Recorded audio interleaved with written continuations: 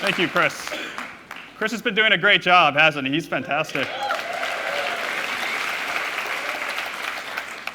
Most of you don't know this, but during that last break, Chris visited 3 more countries on his list. He's an amazing guy. Yeah, his publishers here, we actually shared for a brief moment the same publisher, and I'm a little bit relieved that we don't anymore, because when it came to the marketing meetings where you sit down and you give your plan for how you're going to market your book, nothing made it harder than knowing that Chris was just in there giving his plans for marketing his book. So you would show up and say, I'm going to do some guest blog post and a reading at the local Barnes & Noble. And you know Chris was in there the day before with his plans to go to the bottom of every ocean and do a reading on Mount Kilimanjaro. So I'm glad I have left, and now I can feel a little bit better about it. So I'm here to talk about career advice. And as Chris previewed, I want to push back against some ideas that we have taken for granted and sort of assume are true. And I want to replace them with some more nuanced ideas that the evidence suggests might work better. So it's sort of my professorial approach to these type of questions. And I wanted to start with someone who I think would be well appreciated by this crowd, and that's the late Steve Jobs. And in particular, I want to go back to the early summer of 2005. And this is when Steve Jobs took the podium at Stanford Stadium in front of a crowd of 23,000, and he was there to give the commencement address to Stanford's graduating class. This was a big deal. Jobs did not give a lot of these sort of touchy-feely speeches, but he showed up. He may have been wearing sandals under his robes, which he was, but he did show up, and he gave his talk, and by all accounts, it was a really good one. Right? I mean, someone posted this unofficial video of it on YouTube, 3.5 million views. Stanford then released their official version, another 3.5 million views. I would assume that the number of people in this crowd who have not seen this video is very small, right? I mean, we could probably fit them in this sinister cage thing right here that Chris set up. I sort of assumed when I came here for rehearsal that he was going to have like an investment banker trapped in here, sort of slowly rotating around. Sort of disappointed. So as most of you saw it, most of you know, he had quite a few interesting points in this talk, but there's one in particular that really seemed to get people fired up. And that's when he said, you have to find what you love. If you haven't found it yet, keep looking. Don't settle.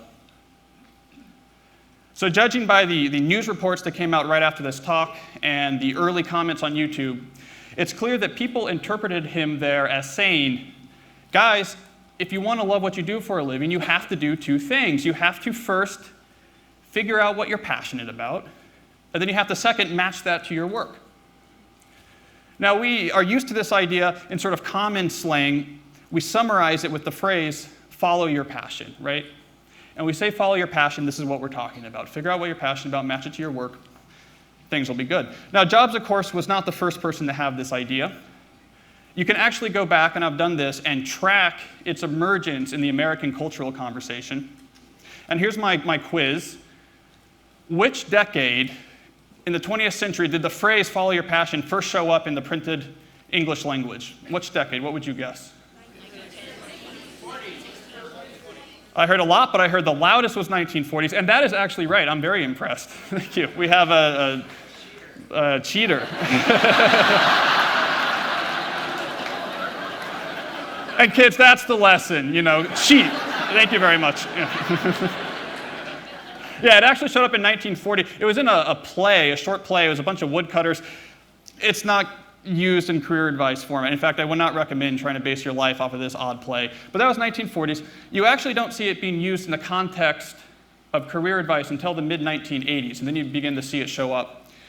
By the early 1990s, you start to see full career advice books written about this concept.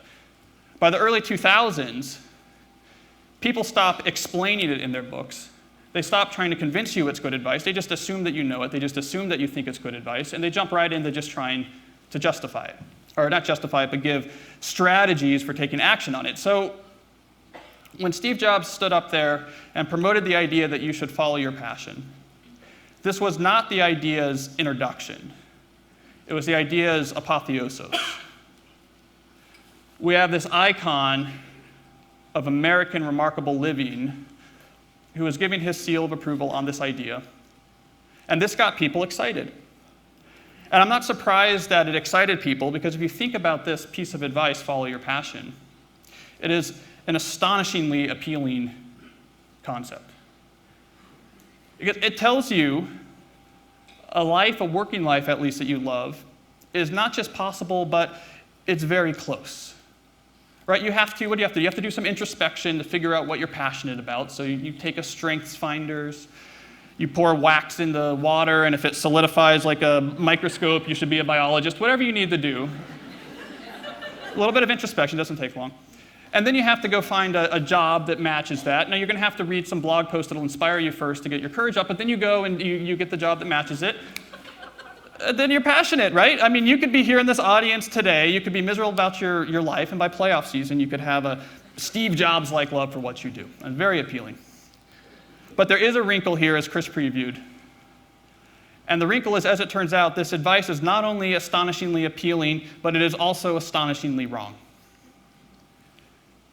And that's what I'm here today to talk about.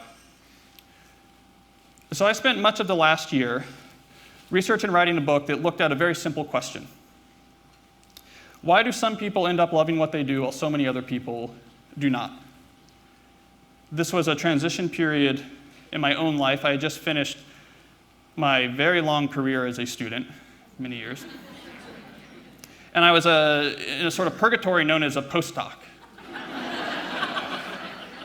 And this is where, in theory, you're preparing yourself for an academic career, but this was a very sort of uncertain time for a couple reasons. One, I was potentially about to do the only and last job interview of my life, since a professorship could be a lifetime experience. And more importantly, it was a very hard job market, so there was a very good chance I wasn't going to get this job, and after all this training, was going to have to start from scratch. So in a massive abuse of my postdoc contract, I said, what I'm going to do is go write a book instead, while they're paying me to do this. And I wanted to have an answer to this question, because I figured this was the time in my own life when I needed an answer.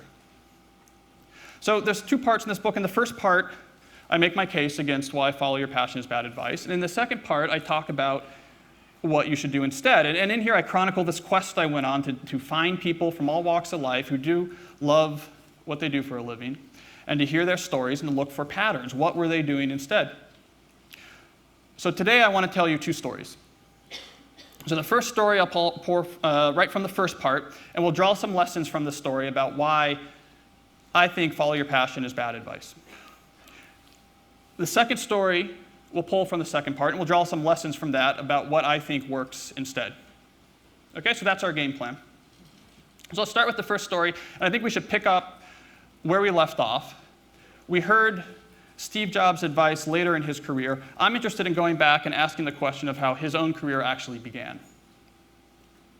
So if we rewind the clock back to a young Steve Jobs, who's, say, about to go to college and is trying to decide, what am I going to do? Where am I going to go to college? What am I going to study? You would have found a young man who was certainly interested in electronics. He had grown up in Silicon Valley's wirehead culture. This was a culture where young men and women would tinker with electronics much in the same way that the generation before would tinker with cars, right? That's what was happening around Silicon Valley at that point. So it was a hobby of his. It's something that he was interested in. But I'd make the argument that if you asked him, Steve, what are you passionate about? He wouldn't have said electronics. He wouldn't have said starting a technology company that's going to take over the world. And we know this because of his college choice. He didn't go to Berkeley to study electrical engineering, which is what you would have done in that time, in that place, if you were passionate about electronics. And he didn't go to Stanford or USC to study business, which is what you would have done in that time, in that place, if you were passionate about business or entrepreneurship. Instead, he came up here to a college not far from where we're sitting today, an elite liberal arts school known as Reed College. He went there, he was studying Western history, he was studying dance, and he started to dabble very seriously in Eastern mysticism, which had just made its way to the West Coast around this period. So he shows up to Reed College, he's studying these things, he's asking these big questions, he drops out pretty soon, he sticks around for a while, he wanders the campus barefoot, he's sort of like a campus celebrity, he eats weird diets, he's bumming meals from the local Hare Krishna temple. Eventually he gets tired of being completely destitute, so he comes back to California, and he talks himself into a night shift job at Atari, one of the most important things about it was that it gave him flexibility so he wouldn't be tied down. This is a period in which he went and spent several months on a mendicant's journey in India. He was beginning to spend more and more time at the All-One commune just upstate and became more serious about Zen meditation, frequenting the Los Altos Zen Center more and more. So this was Jobs during this period. So where did Apple Computer come from? Well, he and his friend Steve Wozniak, who he'd reconnected with, had started launching what I think is best described as a series of schemes where they would cobble something together, maybe sell it out of the back of a car, make a little bit of money, keep the wolf at bay, keep food on the table while Jobs was seeking and searching and tackling these deep philosophical and spiritual questions. And for lack of a better word, Apple Computer came out of one of these schemes. They had been tinkering, more Woz than Jobs, on a circuit board for what would become the Apple I. They took it to the Homebrew Computing Club. The geeks got all excited about it. I say this lovingly, being a professional geek. They get all excited about it. Jobs says, I think we can make a little bit of money off this. So he walks over to Paul Terrell's Byte Shop, which is this sort of pioneering electronics store over in Mountain View. The myth says he walked in barefoot, though we don't have evidence for that in the biographical record. But he walks to the store nonetheless. He brings in this circuit board, and he says, look, the geeks are excited about this. We want to sell you 100 of them. You sell them to the geeks. We'll all make some money. Jeffrey Young, one of his first sort of definitive biographers, actually did, through interviews, the numbers they had worked out. And they said, after he sells those, we get our cut, the cost of manufacturing, me and Woz will make about $1,000. And this biographer goes out of the way to emphasize that this was a small-time idea, their plans were circumspect, and they certainly weren't thinking about taking over the world. Paul Terrell, fortunately, had more vision than Steve Jobs. And he said, I don't want to buy 100 circuit boards to sell to geeks. I want to buy 500 fully assembled computers with all the peripherals put in. And I want to sell these like appliances, and I want to pay you 10 times the amount that you wanted for the circuit board. And Steve Jobs, to his credit, said, I think this is something big that I'm onto. And they went and they raised a little bit of money. They built these. They raised some more serious money. They incorporated. Apple Computer was born out of that. So the point I want to draw from this story is that I don't doubt that Steve Jobs very quickly grew to be very passionate about what he did. But it's also the case that he did not simply follow his passion into Apple Computer. He did not sit down and plan out in advance, I want to start a technology company, and then go and try to make that happen. If you had gone back in time, if we got in a time machine today, we went back and we said, we're from the World Domination Summit, 6 months before Apple Computer was formed, and say, Steve, you have to follow your passion, he would have ended up an instructor at the Los Altos Zen Center. Right? This was the things he was caring about. And I'm sure he would have been an insanely great instructor, and that the meditation mats would have been laid out in a sort of beautiful but functional design. But these were the type of things he would have said he was passionate about. So the lesson I wanted to draw from the story here is that the path to a passionate life is also, or often, way more complex than the simple advice, follow your passion, would suggest. The person who I think said it better than me was Ira Glass, who's the NPR host, This American Life. Right? Great show on NPR. Innovative, award-winning show. This is someone who loves what he does, very passionate. But you can find this video on YouTube. It's great. It's a video where 3 undergraduates sit down with Ira Glass to interview him for his advice on how they can build a really cool, remarkable life like his. And the one young woman says, so how do I know what I'll be good at? What do I do once I graduate here? And Jobs looks at her and says, well, in the movies, there's this idea that you should just go for your dreams. And you can see their faces light up. They expect this is where he's going to say, and that's what you should do. And I'm going to call your mom and tell her that you're not a pre-med anymore, or whatever. That's what, you could see that expectation. And instead he says, oh, I don't buy that. And their faces kind of fall. And then he talks for a while about how hard it is to get good at something. And really what they need to be focusing on now is sort of persisting in the effort to get good at something. And he sees their faces fall, and at the end he says, really the problem here, guys, is that you're trying to figure this all out in the abstract before you go and do it. And that's your tragic mistake. And I thought that was a poignant way of putting it. This notion that you can sit down there in advance and figure out what's going to lead to a passionate life. And the uncertainty and heartache that can bring when you don't immediately love what you're doing is a tragic mistake. So that's the first lesson I want to draw from this story. The second lesson is that we don't really have any reason to believe that follow your passion is actually generally good advice. So I'm a scientist, so my first inclination when I took on this project was to study the scientific literature. And there is a lot of literature on workplace happiness and workplace motivation. And if you look in this literature, you would think that you would find lots of support for this idea because this is one of the most popular ideas in modern American career thinking. But you can't. In fact, finding evidence that matching your job to a pre-existing passion is good is very hard to do. What you find instead is studies that point in the opposite direction. So one of my favorites is by a young researcher named Amy Rosinski. At the time, she was a graduate student at Michigan. She took a group of people, a group of employees, that all had the same position.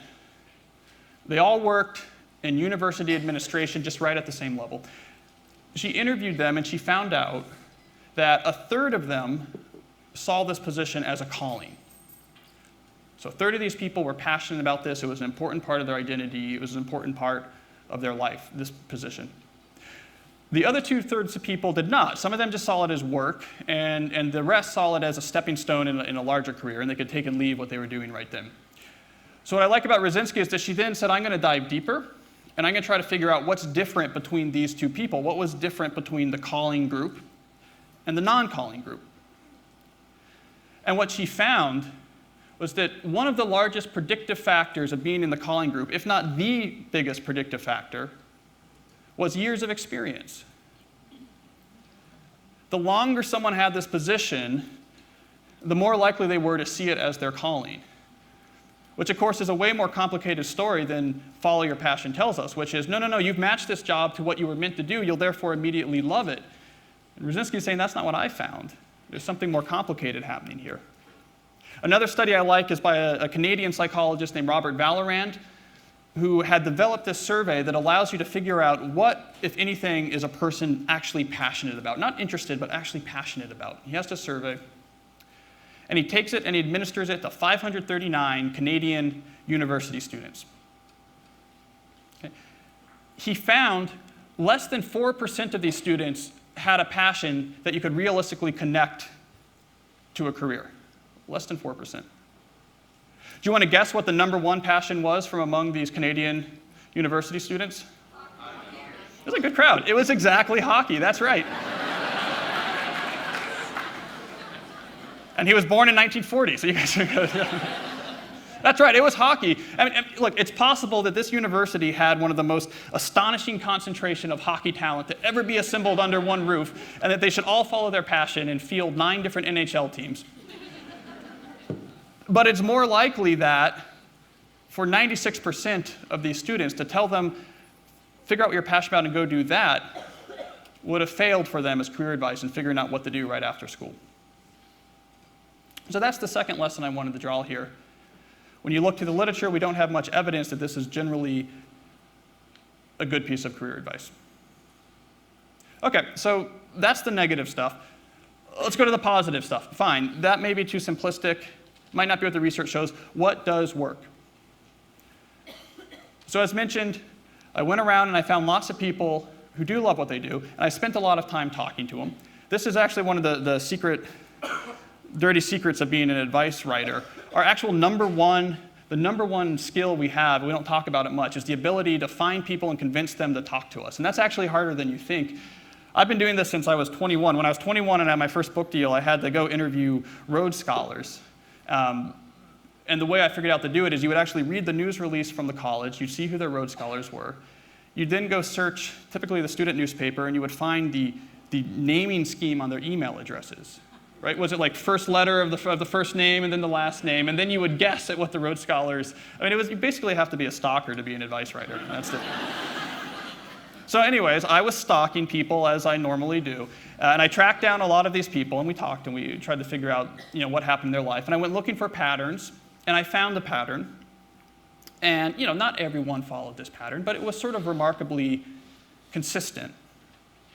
And one of my favorite examples of this pattern is the writer and activist Bill McKibben. I think his story actually personifies it well. So I want to tell his story, and then we'll look at it and try to pull out some lessons about the pattern that he exemplifies. So he did something that I think is smarter than just following your passion. So let's hear what that is. So Bill McKibben's story we can pick up as an undergraduate at Harvard University. So the thing about Harvard is that it's an extracurricular shop, right? I mean, the grade inflation at Harvard is so high that you can get an A- for spelling like 9 out of 10 letters in your name correct on the test, right? So you have all of these type A's who are here. They're all very achievement oriented. So they put all this energy into extracurriculars, and they bring on these extracurricular loads that make our full-time job seem like we're idle. So McKibben shows up. He's like, well, what am I going to do? And he decides he's going to write for the Harvard Crimson, this sort of fabled student newspaper. So he goes, and it's hard. It's really demanding. But he works hard, and he works his way up. He stretches himself. He gets better at writing. By the time he graduates, he's an editor at the Crimson, which is a big deal. And then he gets a job at the New Yorker because he's been an editor at the Crimson. And now he has much better editors, and he's surrounded by some of the best writers in American letters. And again, he's being stretched. He's not writing 10,000-word profiles. He's writing the talk of the town. But he's stretching, and he's working hard, and he's getting better, and he starts to make a name for himself there, and he starts to move up. But what I like about his story is the twist that comes next. So McKibben quits the New Yorker just as he's starting to establish himself as one of their star new writers. And he moves to a cabin in Vermont to write a book on man's impact on ecosystems and the environment, which, in 2012 in Portland is sort of old news, but back then people didn't quite understand the scope of this. So he goes to Vermont with a book deal and a big enough advance to live there for, however long it took to write this book. And he came away with The End of Nature was the book he wrote.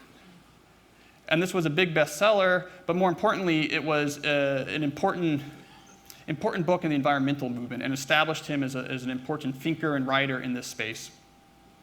And it allowed him to go on and have a career living in a cabin, living in Vermont, but writing these sort of very cool issue books around environmental issues and other types of issues. He would come up with the ideas that were interesting. He would go around and research and write them, and they would all be very successful, and he was having a real impact on the world, too.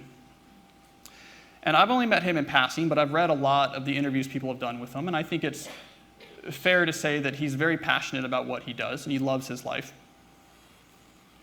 So the question is, what lessons can we draw from him? What did he do if it was not just follow his passion? Well, the first lesson I would draw from McKibben's story is that he got good at something that was rare and valuable. In his case, it was writing. He got good, very good at writing. It took him about a decade, right? He had to come up through the Crimson and then into the New Yorker, but he got very good at writing. And this pattern is common when you study people like him who love what they do. They tend to start by getting good at something rare and valuable, something that the outside world says, this is valuable, you are valuable now to our economy, to our field. The second lesson to draw here is that once he got good at something rare and valuable, he used it as leverage to gain into his life the type of traits that matter to him. So again, I'm extrapolating off of interviews, but given my somewhat obsessive stalking of Bill McKibben, I can say that the three things that I think matter to him probably are simplicity in his life, autonomy in his life, and an impact on the world. Different people would have different answers to these questions, but that was probably what was important to McKibben.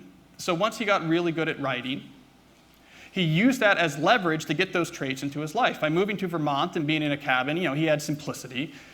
By being a writer of nonfiction books, he had autonomy. He comes up with the idea, and then it's go write it, send it back when you're done. And he was writing about an issue that was important, so he had an impact on the world. He was having an impact on the conversation. So he used his ability as leverage to gain those traits that matter to him. Now, these two lessons come up again and again when you study people like Jobs or when you study people like McKibben. But I'd like to point out that there are some pitfalls that surround them that you have to be wary about. This approach kind of makes sense, but there's some pitfalls here. The first pitfall is that if you make the jump to try to get some of these traits that really matter to you in your life, if you try to make that jump without something valuable to offer in return, your chances at succeeding go way down. So if Bill McKibben had dropped out of Harvard to move to Vermont to write The End of Nature, he almost definitely would have failed and had to have moved back to Boston, or even worse, gone to law school. Because first of all, he wasn't a good enough writer to get the advance that could pay for him to live there. And second of all, he wasn't a good enough writer yet to write a book of such impact and importance. It was important that he got good at writing first so he had something valuable to offer in exchange for these very valuable traits, like making a living with a simple, autonomous, impactful life. Another example of this I like is a computer programmer I met named Lulu, and she had gotten this job out of college as a QA tester, which is not the most glamorous of jobs in this sort of, on the pantheon of Google, writing the Gmail app on one end and sort of cleaning the lint out of the keyboards on the other end. I think QA tester is sort of more towards you're basically pressing buttons and seeing if the software works. But what she did is she made herself rare and valuable by learning Unix scripting and automating most of their testing process, saving them a lot of money, saving them a lot of time. And as soon as she got good at this thing, as soon as she had value in this company, she immediately leveraged it. They said, we want to give you a promotion, we want to put people under you, we're going to pay you more, you're going to have lots of responsibility and stress, and if you ever don't answer our email, we're going to panic. This is the standard thing you do when you get valuable. And she said, well, wait a second, you need me now. I'm not interested in your promotion, I want a demotion. I want to go down to 30 hours a week, which is the minimum at which I can still get health care, because I'm going to go get a part-time degree in philosophy at Tufts. She had value to use as leverage here. If she had walked in her first week and said, this is boring, I want to go on a flexible schedule and go get a degree, they'd say, well, how about you go to a 0-hour-a-week schedule because you're fired, right? So that's the pitfall that surrounds it. Number one is that if you don't have something of value to offer before you go for these traits, it can be damaging. The second pitfall, and they sort of work together in a sort of insidious balance, is that once you actually are valuable to a field or valuable to a company, that is exactly when you're going to get the pressure to stick on the standard path of moving up the standard ladder. Like, suddenly now people care about that. No one cares if you're outside of your parents, if you're a freshman in college, you say, I'm going to go write a book or something. But the editor of The New Yorker cares, when you're their rising star and you quit, because you are actually valuable to them at that point. So this is something I saw come up again and again. As soon as you were valuable enough to actually take control of your life is when all the pressure crashes down to take the promotion, to take the more responsibility, to take the bigger house, to stick on the straight path. I'm sure all the pressure in the world was on Bill McKibben to work up to be a senior staff writer at The New Yorker, start writing those sort of Adam Gopnik-style books that no one outside of the New York Review of Book editor ever reads, but are very well respected. Then get hired as an editor at some imprint or Harper's, and then work your way up to be an editor-in-chief and be mortgaged for your apartment on the Upper West Side, and then you'll be, successful, right? And that was the pressure he was getting, and that was exactly the point where he leveraged it. So that's the second pitfall here. As soon as you actually have some control over your life is when it's going to be the hardest to actually take that control. Okay, so those were 2 lessons. Third lesson I want to offer, and this is often the most controversial when I talk about these issues. What you do for your work is much less important than we think. All right, this is like a corollary of everything we've said so far. Bill McKibben built the life he loved as a writer. I would maintain that there are any number of other paths he could have followed that would have led him to a life that he loved just as much. I argue what mattered for him was the fact that he had autonomy, that he had simplicity, that he had impact in his life, that he had these general traits that were important to him in his life. So he got those by being a writer, but what was more important is that he got good at something valuable and used it as leverage to get the traits. And any position, any field of pursuit in which he could have got leverage and got those traits in his life, I would maintain that he would be just as happy and he would love his life just as well. And this was certainly the sense I got with the people I interviewed who loved their life. I got this sense that, look, it was these general traits they had. They're different for different people, right? I mean, different people want different things. Some people want to be at the center of everything. Some people want to live in a cabin. Some people want impact. Some people they want creativity more than anything else, right? These differs for different people. But the sense I got studying these great examples was that it wasn't the specific work that mattered. It was these traits. And the get good and then exchange that value for these traits was the most consistent formula for getting those, the most consistent formula for loving what you do.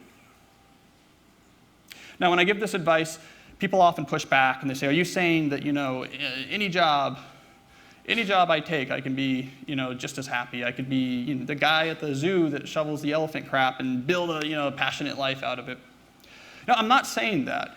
But what I'm saying is that the threshold that a position or a pursuit or a college major must cross in order for it to be potentially the foundation of a life you love is much lower than we think. It's somewhere between, is this like my one true passion that for some reason evolution has made my genes be wired for me to do and only be happy doing this type standard that we have now? Somewhere between that and shoveling the elephant crap, somewhere in between, there's a threshold that's much lower.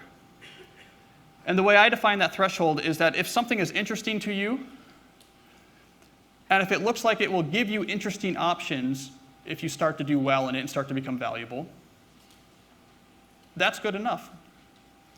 That's all you need for that particular job, that field, or that major to be the foundation of a remarkable life.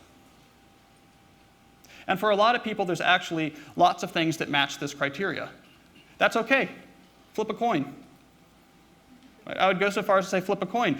Because again, it's not the specific work that leads people to love it. It's not the fact that you're using the microscope or that you're actually writing that makes you love that work. It's these general traits. And if it's interesting to you, that means you're going to be able to stick with it and get good. And if it gives options to people when they get good, that means you're going to be able to leverage that ability once you have it.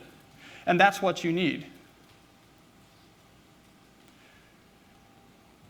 So to summarize my contrarian take on this career advice world, my reason for you throwing Chris's book out in disgust. No, actually, Chris's book does not say, by the way, it's a very smart book. It has lots of disclaimers where we're in very much agreement on this issue. I think he's just being facetious. Though I won't object if you want to throw out his book and buy mine instead. That's fine. He's made enough money, come on. A starving college professor. Is that not a thing? Can I not get away with that? I used to do the starving grad student bit. This is getting harder. Yeah. But to summarize what I'm saying here, right? Since the mid-1980s, that's 20 years or so, we've been dominated by this idea that if you want to be happy, you have to figure out in advance what you're passionate about, and then you have to match it to your work.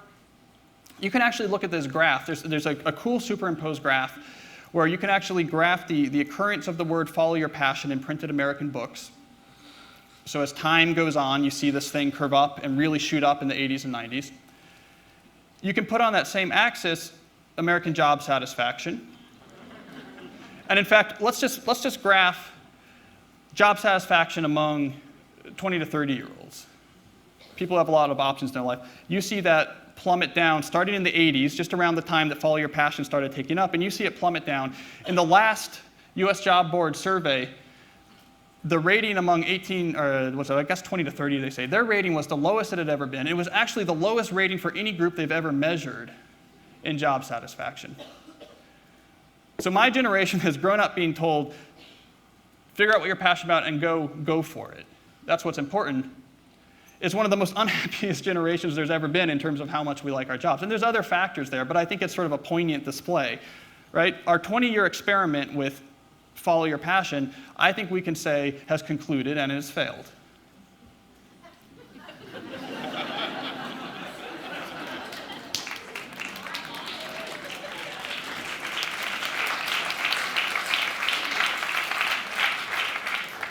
But that doesn't mean that we shouldn't have the goal of being passionate about what we do. In the model I gave you instead, my hypothesis, to use my professor speak, my hypothesis is the model that works instead is pick something interesting. If there's 9 things that are interesting to you, throw a dart. Pick something that's interesting. Get good at something rare and valuable. While your friends are switching jobs 9 times because they don't love it in the first week, take advantage of that to get better, to focus down, to do the satisfying work of craftsmanship, of building up an actual ability. And once you have it, that's where you apply the courage, at this point, to use it as leverage to gain the traits that matter to you. That's my new formula. I will summarize it for you to bring it back to where we started by saying, I guess the easiest summary here is do what Steve Jobs did, not what he said. Thank you.